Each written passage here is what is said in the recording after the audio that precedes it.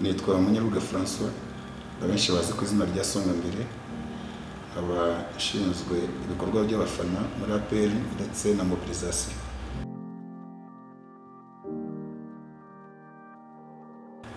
Ubundi APR ni ikipe yashinzwe mu 1993 ndi mu gisirikare icyo gihe.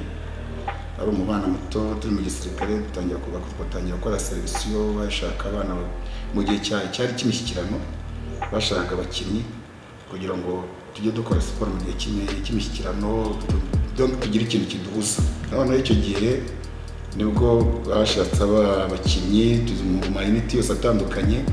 Noneho icyo gihe bagenda bakuramo abakinnyi baturangije bakora ikipe imwe yitwa APR, ariyo yagiye yakinnye na Ukombozi ikina n'ikipe muri Kenya. Icyo gihe turi ku Murindi nibwo natangiye gufana APR, nibwo natangiye no kwikunda kuko ari ikipe ya gisirikare nanjye icyo gihe nk'umusirikare. Urabona rero tukimara kuva ku rugamba, ya kipe imwe twashinze ku rugamba ntabwo yaje kuvaho, ahubwo twageze mu gihugu nyuma ya jenoside. Hanyuma nk'uko igihugu bizi kigira mu shampiyona icyo gihe ntabwo yahise itangira 94 ahubwo 95 nibwo yahise itangira. Noneho APR nayo biba ngombwa ko iba ikipe igiye muri première division, itangira imikino ndetse itangira itsinda, itangira itanga ibyishimo, abafana batangira kuyigana, abanyarwanda batangira kuyiyoboka. Nguko uko APR yatangiye ndetse ishimisha abantu benshi, ku buryo abantu benshi batangaye kubona ikipe ikiza ariko igatangira itwara ibikombe.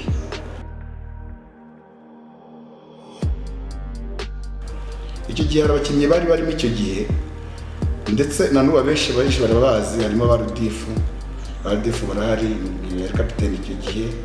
Rudifu na none ubu arakina umutoza, ngira ngo mwese muramuzi. Icyo gihe nawe yari ku rugamba. Abo bose n'abagiye bava ku rugamba baraza batangira shampiyona.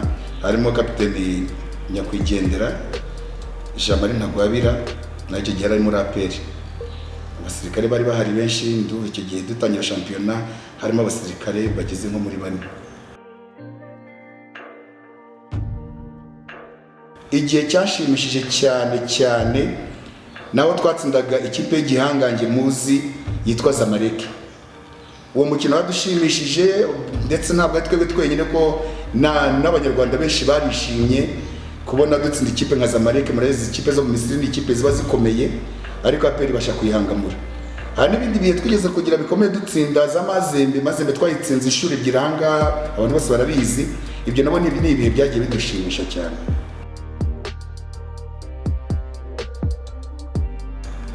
Ubundi ntabwo tujya dutinda ku bintu bya APR, ko APR ni ikipe ifite ubuyobozi bwiza, ni ikipe ipanga ibyayo ikayipanga neza. Bakimara kwirukana abakinnyi, yenda bamwe bagira impungenge bavuga ati kuki abakinnyi bose bagiye, ariko burya ko dufite ubuyobozi bwiza buratureberera.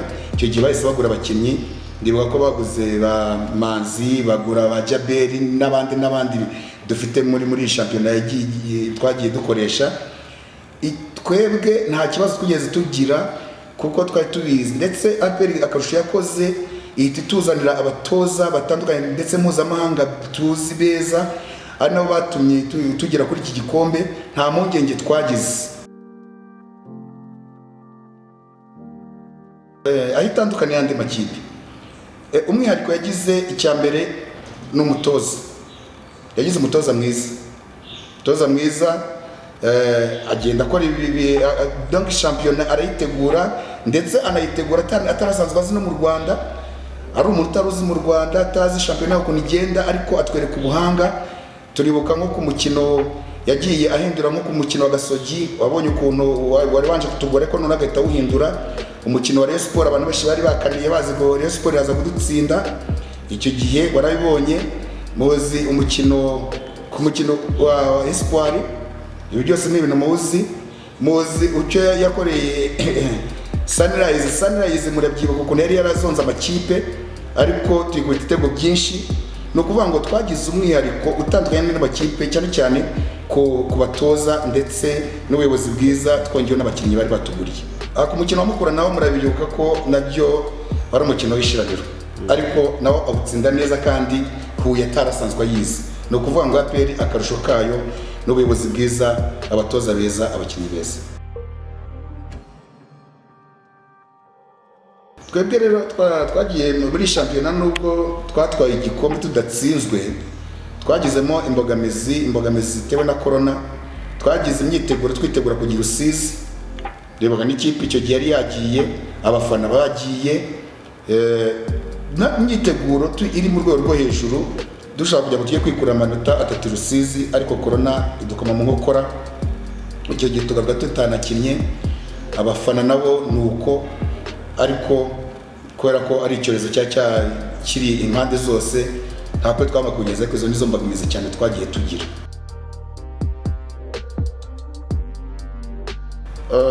Aba bakinnyi rero APR yaguze abakinnyi beza, n'abakinnyi bakiri abana bafite imyaka mikeya, n'abakinnyi ubona bafite imbaraga, ndetse n'abakinnyi baje kugira ngo bongere imbaraga mu bandi bakinnyi twari dusanzwe dufite, bizatuma tugera kure yaba muri shampiyona mu Rwanda ndetse n'imikino mpuzamahanga turimo twitegura kuzajyamo.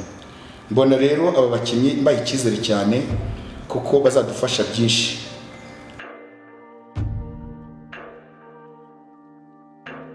Twebwe icyo twiteze muri uyu mwaka, twiteze gukora shampiyona imeze neza, ndetse dufashijwe n'abakinnyi dusanganywe nabo APR yongeyemo, ndetse shampiyona yo mu Rwanda tuzayitwara. Ibindi bikombe byo mu Rwanda bicaracara byose ndumva tuzabitwara, ndetse tukazagera kure mu mikino mpuzamahanga turimo twitegura kuzajyamo. Ibyo byose birashoboka. Nkurikije umutoza ejo bundi twerekana abakinnyi ngira ngo yatubwiye ko yategereje umwungiriza ukomeye, ndetse ugiye kugera inanga nabo rero bafatanyije bagafatanya n'ubuyobozi n'ikipe dufite ubu ngubu kandi nzi ko ari nziza. Twiteguye kuzatwara ibikombe byo mu Rwanda tudatsinzwe.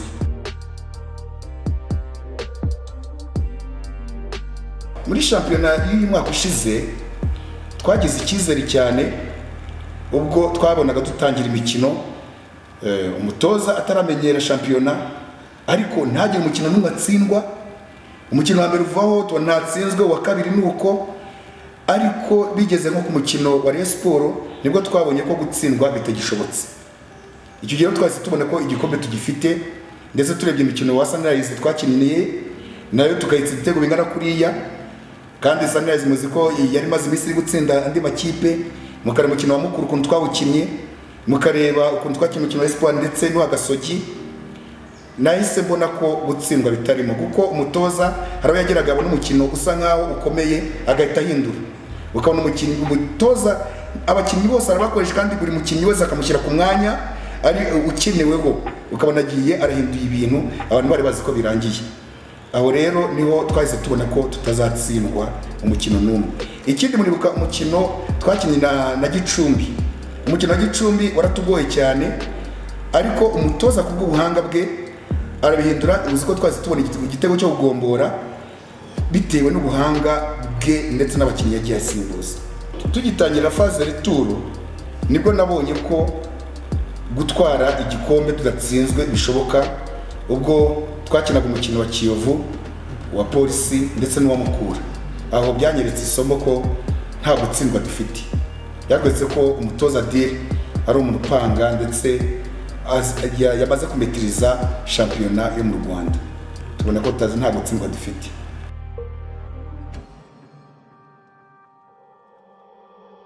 Umukino wagiye washimishije ni umukino twatsinzemo na Sport ibitego 2-0, ndetse rega byari ibitego 3 mu byibuke neza, kuko ndabihamye ko n'abareba barabyemera ko byari 3, ariko umusifuzi aza kwanga igitego kimwe, ko twebwe burya dufata ibyo umusifuzi yemeje. Ariko uwo mukino wari wabanjirijwe n'ibintu byinshi, udutendo twinshi. Ndibuka Muhabimana Jean Claude wa Rayon Sports avuga ko ajya areba muri APR akasanga nta mukinnyi n'umwe ubaho watsinda Rayon Sports. Ndibuka ko n'umutoza Adil nawe yari yavuze ko abakinnyi Thierry na Mangwende batazabahari, ariko natwe twatangiye kwiheba no kubeshya. Twatwihebye tuvuga ati se uyu mukino biragenda gute, ariko turi muri stade yakubisa yuzuye, tugiye tubona Mangwende, tubona Thierry baraje, stade yose turahaguruka.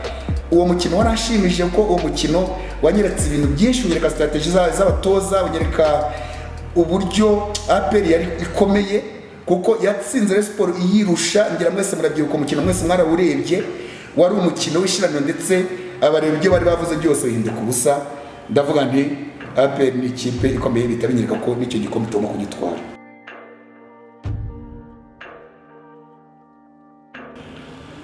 Umuzamu w'ibihe byose muri APR ni Ndanda, kabiri akazaho Umbarenga, gatatu akazaho Ngaba Albert, kane akazaho Bakari Sato, gatanu akazaho Mbuyi Twiti, gatandatu akazaho Mbafisango, karindwi Titus Murama, hakakurikizaho Olivier Karekezi ku 8, Gatete Jimmy 9, hakurikizaho Abbas Rasu 10 Kabange Twiti.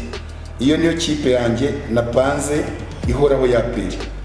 Niyo kipe nshobora kuvuga ngo iyi niyo kipe nyayo muri APR yagiye navuga igihe cyose gihoraho.